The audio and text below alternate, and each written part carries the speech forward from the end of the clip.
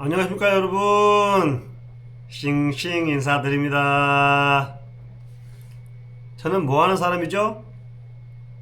14개 분야를 넘나드는 융합을 하는 사람. 저는 인공지능 강의도 하고 있고요. 지금은 안 하고 있지만 갈비뼈가 부러져서 수영, 마라톤, 사이클, 탁구, 배드민턴 등을 했었습니다. 그리고 노래, 댄스는 라틴 댄스를 주로 하고 있고요. 세 개를 배우고 있습니다. 살사, 바차타, 탱고. 레슨을 배울 때는 두 가지 방법이 있어요. 첫 번째는 프라이빗하게, 돈이 많이 듭니다. 두 번째는 그룹별로 한 10명 내외 사람들이 모여서 강사 한두 사람이 가르치는 거예요. 비용이 상대적으로 쌉니다. 대신에 퀄리티는 떨어지죠. 아무래도 나한테 집중할 시간이 많이 부족해요. 강사가 어떻게 10명을 다 케어하겠습니까? 그렇죠? 대신에 싸다.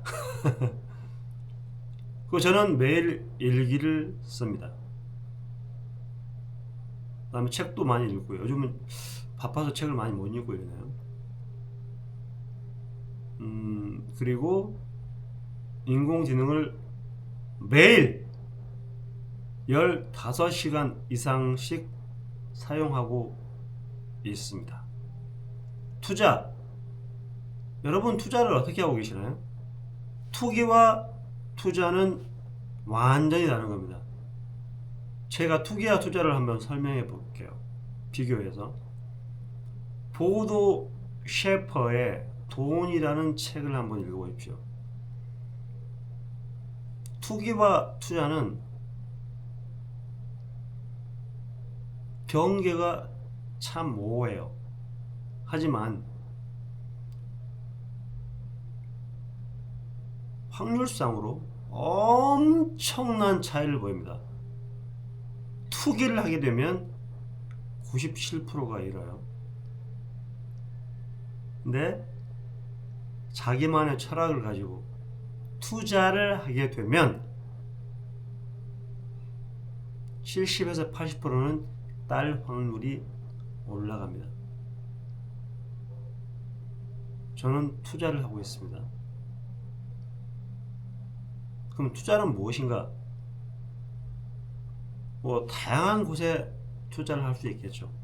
뭐 주식이 됐든 펀드가 됐든 ISA가 됐든 IRP가 됐든 또는 로봇 어드바이저가 됐든 미 국채를 사든 엔화를 사든 금을 사든 다양한 방법이 있습니다. 그리고 주식 내에서도 대형 우량주, 그죠? 배당주가 있을 거고요. 그 다음에 저위험주, 그 변동폭이 거의 없는 주가에, 그 다음에 중위험주. 이제 중위험주부터는 이제 분석이 큰 의미가 없어져요. 그러니까 재무제표에 대한 분석이 큰 의미가 없어진다는 겁니다. PER, PBR, PCR, PSR이 큰 의미가 없어져요. 이때부터는 자기 자신의 주관을 가지고 종목 선택을 잘 하셔야 된다라는 겁니다. 그리고 적절한 시점에 뭐 팔고, 저 같은 경우에는 매일 한 주씩 사 모읍니다. 근데 현금이 필요하다 싶으면 적어도 50% 이상 수익이 난 그 종목에 한해서만 일부 매매 차익을 실현하는 그런 방식을 취하고 있습니다. 뭐 사람마다 철학이 다르겠죠. 하지만 저는 이 방식으로 투자를 하고 있습니다. 저는 인공지능 강의도 하고 있고요. 인공지능 도대체 뭘까요? 여러분들 실체 궁금하지 않으세요? 도대체 인공지능은 뭐야? 먹는 거야? 아니에요. 여러분들 실생활에 아주 밀접하게 관련되어 있습니다. 그럼 저는 말로만 하는 사람이 아니거든요. 그럼 실제로 보여드릴게요. 제가 인공지능을 어떻게 사용하는지. 아주 다양한 분야에 사용하지만, 자,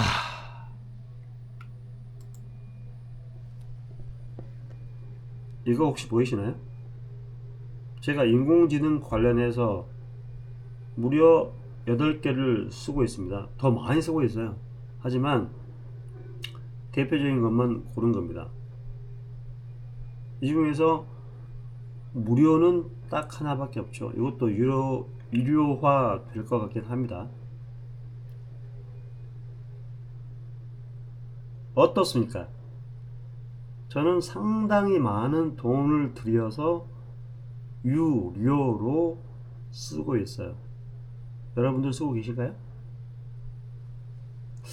안 쓰고 계실 겁니다. 그러면서 나는 인공지능에 대해서 안다! 알고 계신 거 맞나요? 여러분, 플로우위드라는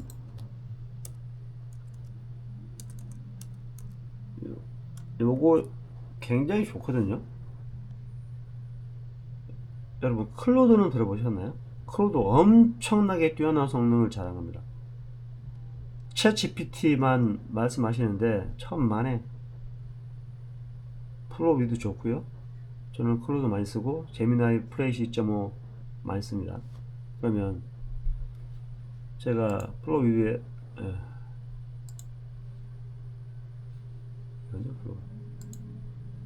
플로우위드에다가 인공지능 미래와 그 발전 속도와 트렌드가 어떻게 되는지 자세히 설명해줘 하니까 쭉 나오죠.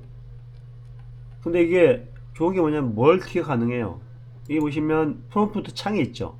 여기다가 질문 한 개 하고 얘가 이제 답변을 생성하는 동안 또 다른 질문을 여기다 할 수 있어요. 즉 멀티 인풋이 가능하다. 병렬 처리가 가능하다는 거예요. 이게 엄청난 큰 장점이 있는 겁니다. 예를 들어 회사 업무를 하는데 내가 궁금한 점이 3가지가 있어. 그럼 3가지를 동시에 치면 돼요. 그리고 나는 결과만 기다리면 돼. 그리고 나서 카피 있죠? 카피한 다음에 제가 주로 사용하는 PPT 만드는 도구가 있습니다. 여기 보시면 2가지가 있죠. 감마 그리고 스카이워크. 저는 이 2가지 씁니다. 근데 차이가 좀 있어요. 감마 제가 그 내용 그대로 해서 이거 아니구나. 감마가 있구나.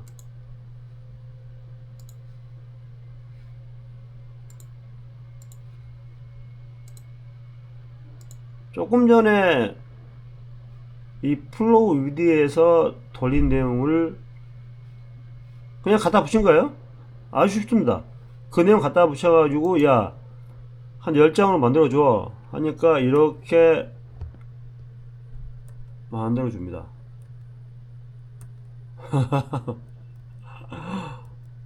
깜짝 놀래죠. 저는 이렇게 절대 못 만들거든요. 이걸 업무든 실생활에서든 저는 아주 다방면에서 사용하고 있습니다. 그리고 스카이워크 요게 조금 전에 만들어준 거더라고요.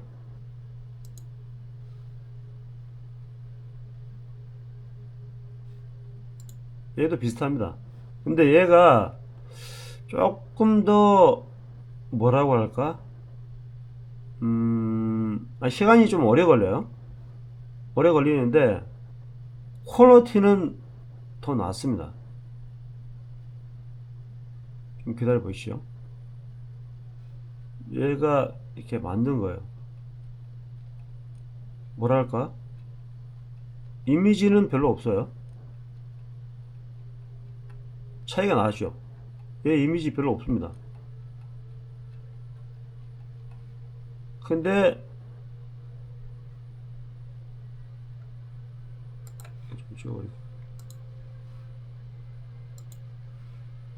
얘는 조금 다르죠.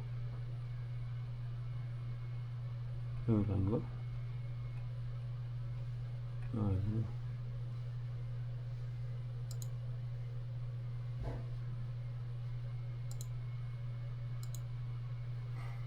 이거 보십시오. 이미지가 많이 들어있어요. 여기에 감마 AI입니다. 근데 속도는 무지하게 빨라요. 근데 이미지가 들어있으니까 저는 참 좋더라고.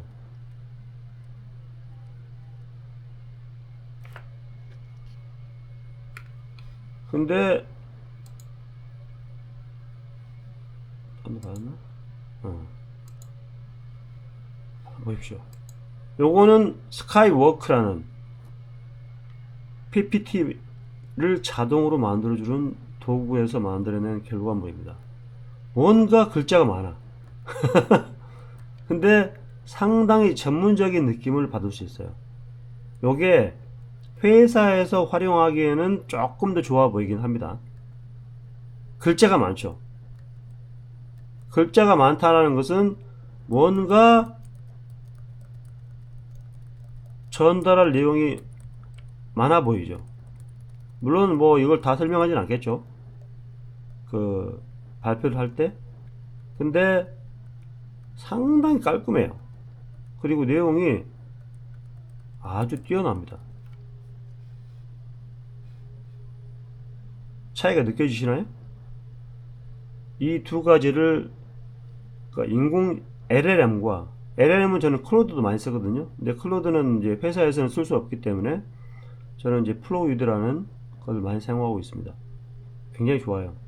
그거와 요 두 가지 조합. 물론 간만은 뭐 이렇게 회사에서도 많이 열려 있는 것 같은데 스카이워크는 닫혀 있더라고요.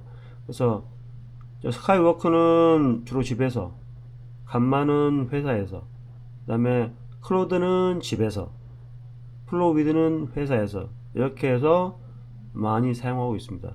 가장 간단하면서 업무 생산성을 엄청나게 높여주는 도구입니다. 여러분들 도움이 되셨나요? 인생은 누구처럼? 싱싱처럼 즐겁고 활기차고 긍정적으로 오픈 마인드 마음으로. 클로즈드 마인드 안 돼요. 우리나라에 클로즈드 마인드 가진 사람들이 어마무시하게 많습니다. 왜 그런 줄 아세요? 본인이 우물한 개구리거든. 해외에 안 나가 봤거든요. 그리고 정말 인품과 품격과 예의와 배품과 경청의 중요성을 제대로 느껴본 적이 없어요. 맨날 보는 사람이 우리나라 사람들이에요. 뻔하거든요. 끼리끼리 문화. 왜 같이 몰려다니십니까? 소셜을 하시려면 혼자 다니세요. 그래야 다양한 사람들을 만나고, 그리고 제발 좀 남을 가르쳐 들지 마세요. 예를 들면 수영을 한다. 수영 강사가 아닌데 옆에서 내가 수영하는 모습을 보더니 일반인이 뭐 다이빙은 이렇게 해야 되고 턴은 이렇게, 내가 가르쳐 달라고 한 적 있습니까? 우리나라 사람 예의가 없어. 그건 정말 무례한 행동입니다. 상대방이 가르쳐 달라고 할 때 가르쳐 주세요.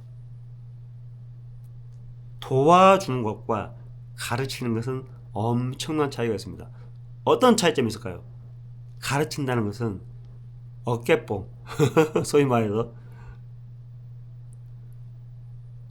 권위의식이 자리 잡고 있어요. 나 이만큼 했는데 나 너 함부로 대해도 돼, 이런 생각을 가지고 있는 사람이에요.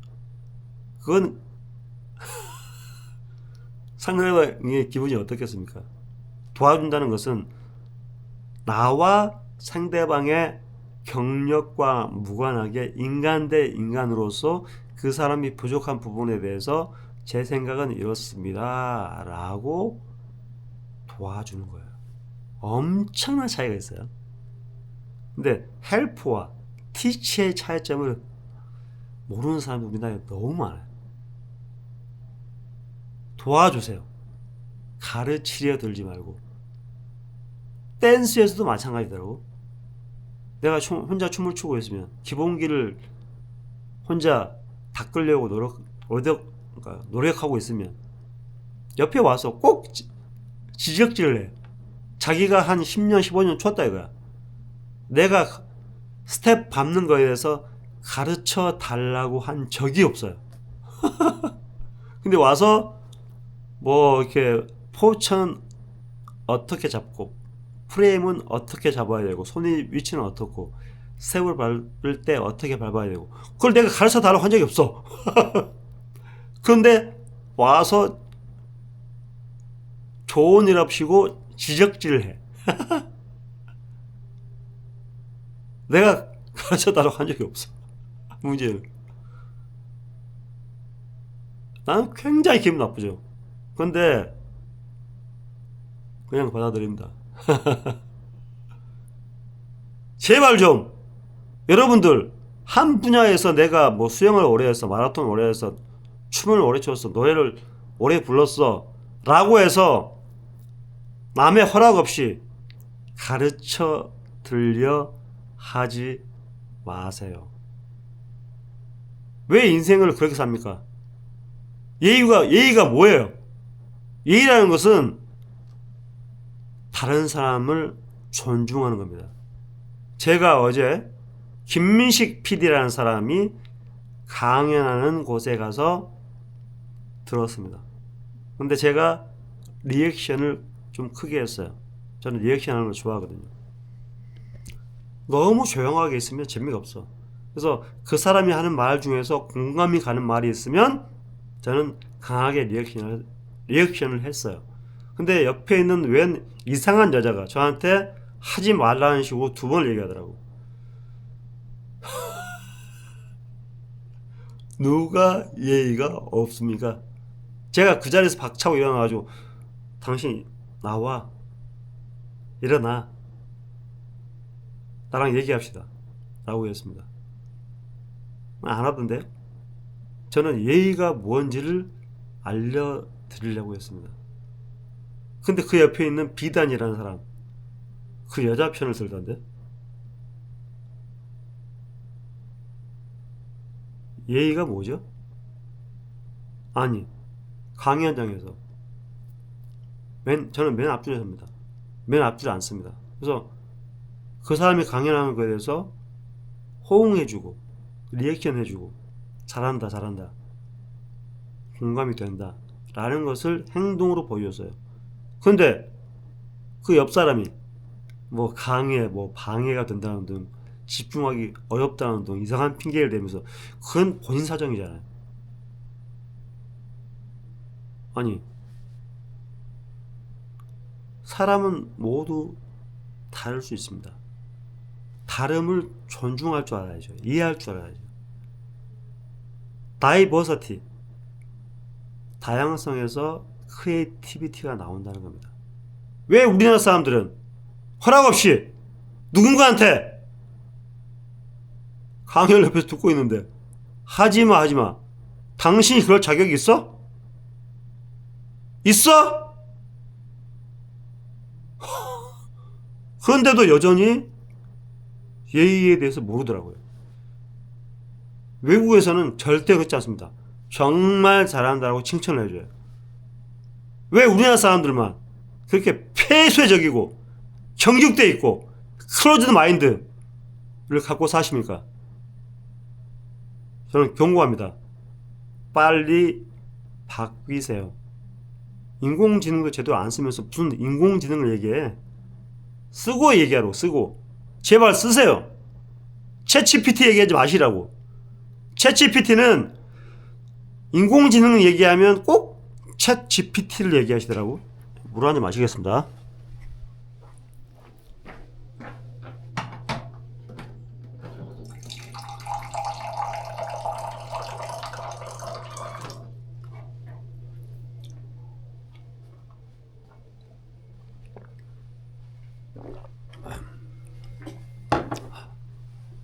그 말은 무슨 말이냐면, 예를 들어서 우리가 올림픽을 하지 않습니까? 올림픽을 할 때 예를 들면 우리나라가 제일 잘하는 종목이 뭐죠? 양궁입니다. 금메달 바치죠. 그러면 이거랑 똑같아요. 나는 양궁을 봤다. 근데 올림픽에서 본 거죠. 그러면 물론 우리나라 사람이 양궁을 잘하니까 양궁 위주로 바뀌었죠. 그러면 올림픽이라는 거대한 행사에서 양궁은 그 중에 하나죠. 그렇죠? 그러면 올림픽을 시청했다가 맞습니까? 양궁을 봤다가 맞습니까?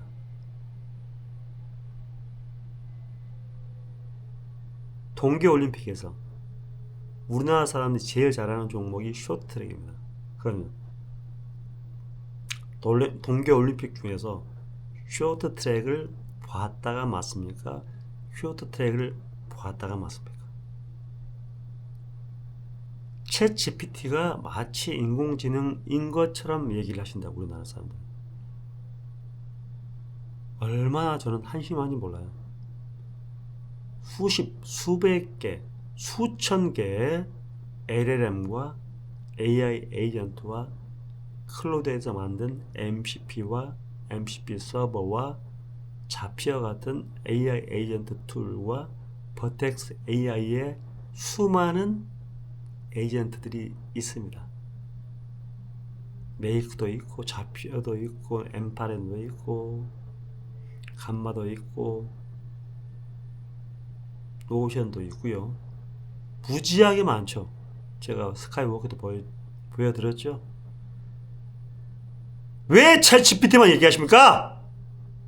공부를 하죠. 공부를 써보시라고. 뭐 인공지능 얘기만 나오면 챗 GPT야 그냥.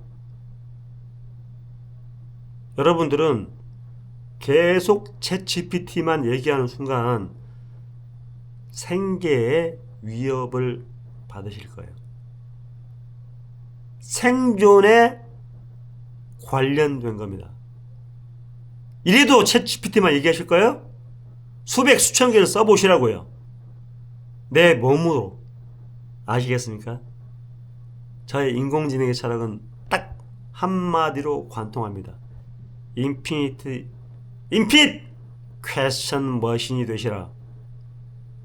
인공지능을 끊임없이 괴롭혀서 내 것으로 만들고 인공지능이 내 몸 안으로 탑재되게 하시라는 겁니다. 한 몸이 되셔라. 이해되셨습니까? 자, 오늘은 여기까지만 하겠습니다. 바이바이. 다음에 또 만나요.